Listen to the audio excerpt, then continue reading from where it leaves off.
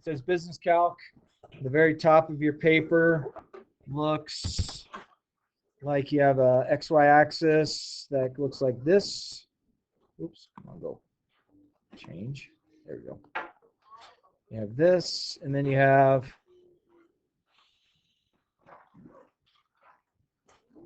You're not connected. thank you. Just because I thought it should be doesn't mean it did. Oops.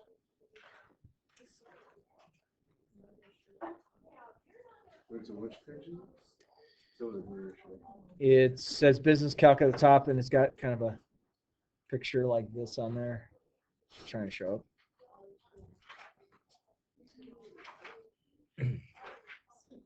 It's trying. It's almost there. There it goes. It's like that.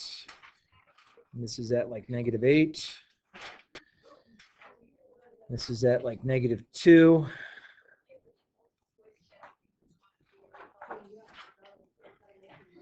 That's at like 6.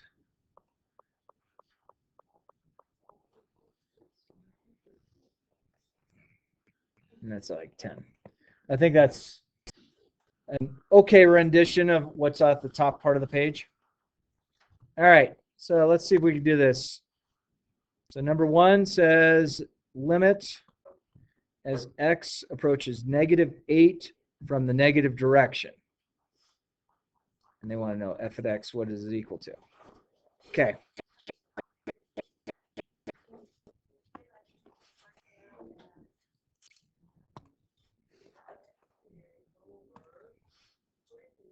Okay. So hopefully I told you this. This is referring to -8, and this little negative here means I'm coming from the negative direction.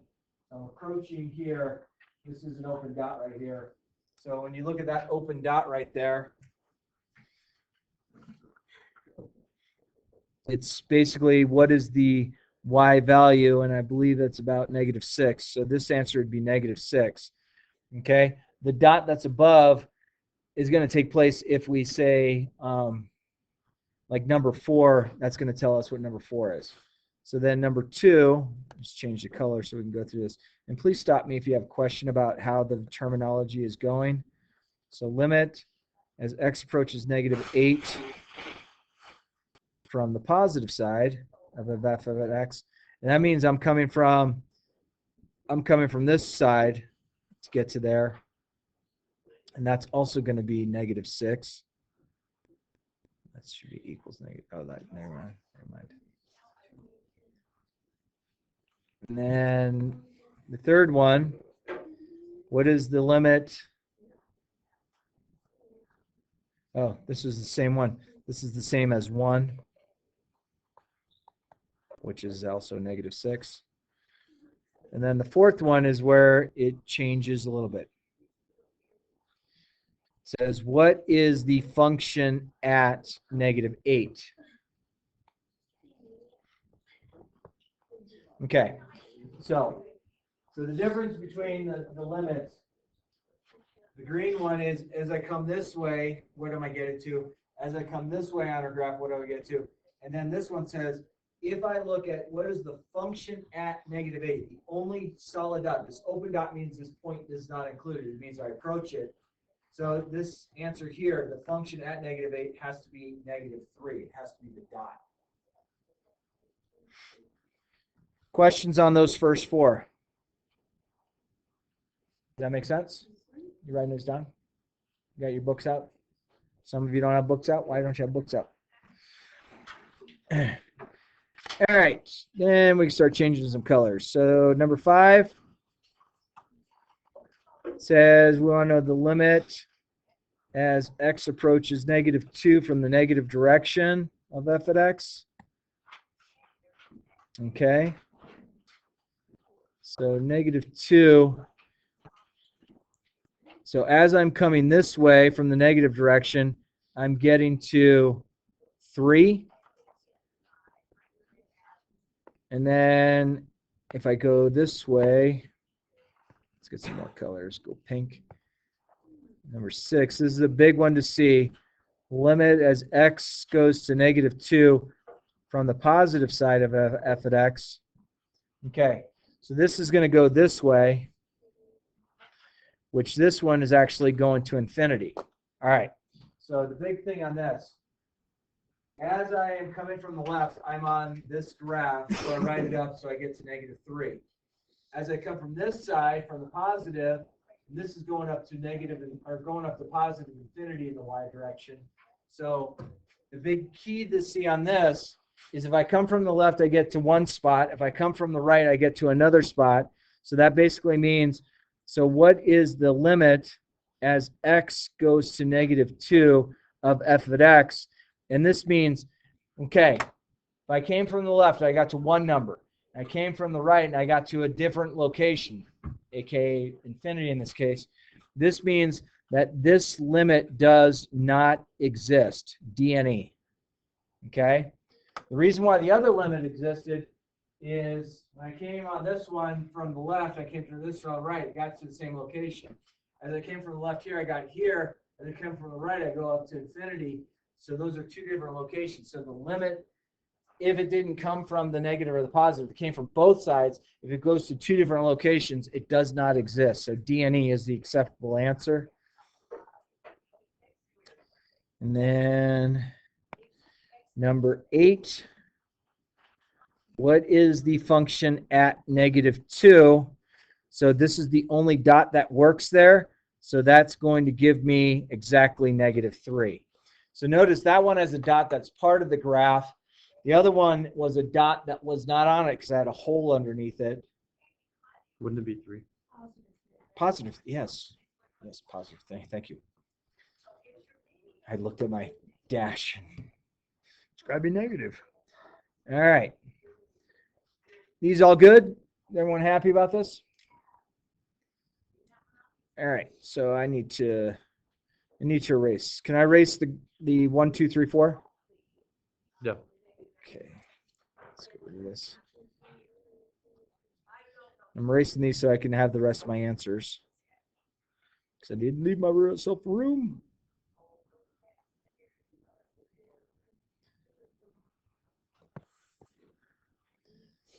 This doesn't work like the Promethean board. Let me just use my fist.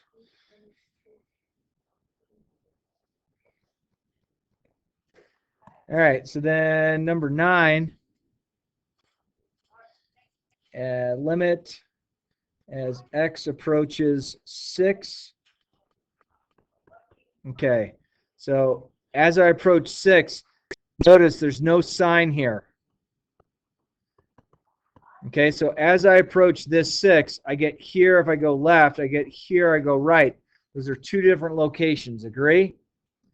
So this answer has to be does not exist. Okay. Number 10 says if the limit of n approaches negative infinity, what is f at x?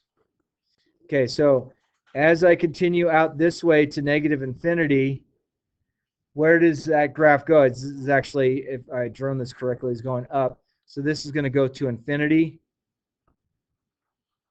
And then number 11, what is the function at 6? So you're looking at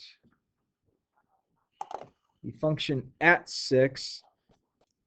This is the only function at 6. That's the only dot that exists.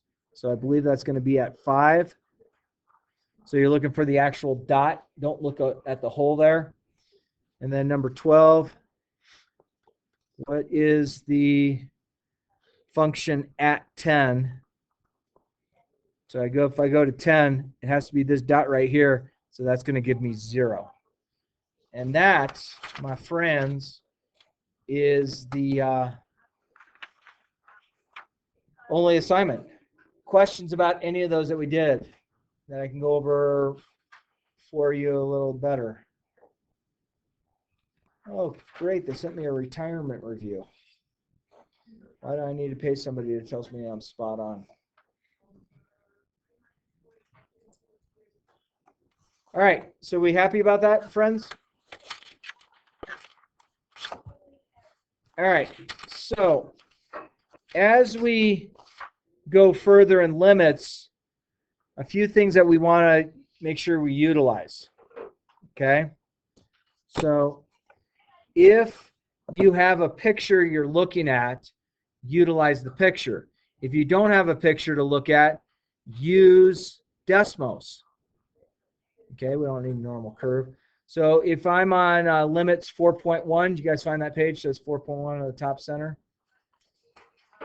So if I graph, if I look down under number 2, if I have this,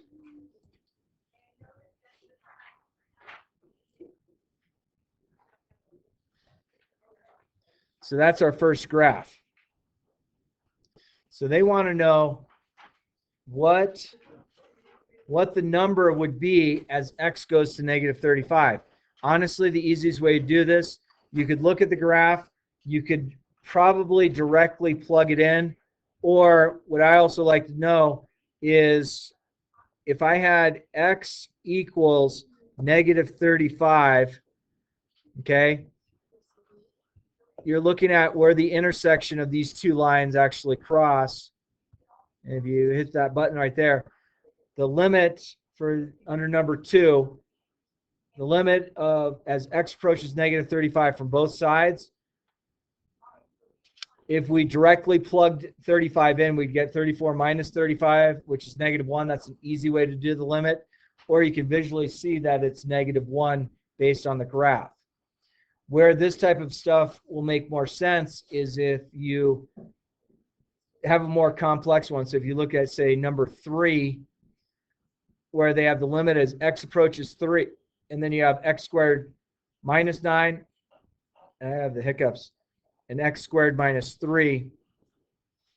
I'm going to show you 2 ways to work this problem. So this is number 3. That's a 3. If you can, I can't read my 3. Let me get rid of that. She's doing the quotient rule. We're not there yet. So number 3, they say the limit as x approaches 3, and then you have x squared minus 9, and you have x squared minus 3. Well, some of you might recognize this could be factored to x plus 3 and x minus 3 over x minus 3, which means these cancel out. So then I can just directly plug this 3 in here. So this should come out to an answer of 6. But if I graphed it, you could also see the same thing. Let's use the same idea. If you go on Desmos and you do x squared minus 9 over x minus 3, and then we wanted to see as x equals 3 what happens. So the green line is what we're doing. So the goofy thing is I can't really find where this crosses. Okay? Get really close to it. Actually, let's see if we can zoom in further on here. 5.99. Let's go really close, see if we're going to see anything here.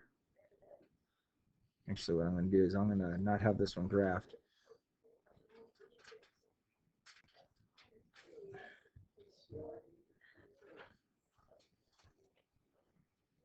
I'm trying to see if Desmos shows the whole. All right, there we go. That's what I wanted to see. All right. All right. You see that? That doesn't look like our graph. Agree? Like our graph looks like it should be smooth. So what this means is basically a hole took place on this graph. That's why Desmos kind of gets like, oh my gosh, what happened here? And like if you, I don't know how close you can zoom in on this, but that is definitely not what the graph should look like. Okay? That means that a hole took place on this problem. Okay? But the nice thing is we still know, based on using the algebra, that this should have taken place at 6. But if I did this, let's see, can I do that? I'm just going to see if I can play with this to see if a hole takes place. Let's see, table, expression table. So if I went 3 comma 6, 3 comma 6. See where that red dot is up there? That is where our hole actually exists on this graph. The reason the hole, have you heard the term holes before? A hole is an actual hole in your graph. An asymptote is where you approach it and they either shoot straight up or straight down, or they both sides go straight up or both sides go straight down. Okay, so that hole exists on this graph because this value right here, the red dot, does exist. Because we could factor it, that was great, and that allowed us to directly substitute in to see what the limit would be. But there's truly a hole that takes place on this problem. Okay, so let's get away from this one. Let's take a look at number 3, or number 4. So let's see if we can algebraically deal with number 4 first. We want the limit as x goes to 7. And I would imagine right now, if you plug 7 into this equation, you're going to get something divided by 0, which is undefined. So how can we do this better? So can I factor each the top and the bottom? And this is probably x minus 7 and x minus 1. And the bottom is going to be x minus 7 and x plus 1. So because you have the same binomial on top and bottom, they cancel out. These actually create a hole in the graph, which means if I had plugged that 7 in, the denominator is going to become 0. But what I can do is, now that I factor that out, if I could take this 7 and just plug it into here and here, I'm going to get 7 minus 1 over 7 plus 1, which is 6 over 8, which is roughly 3/4, which is 0.75. So our limits at 0.75 are at 3/4. If I had graphed this, again, it's going to look a little goofy.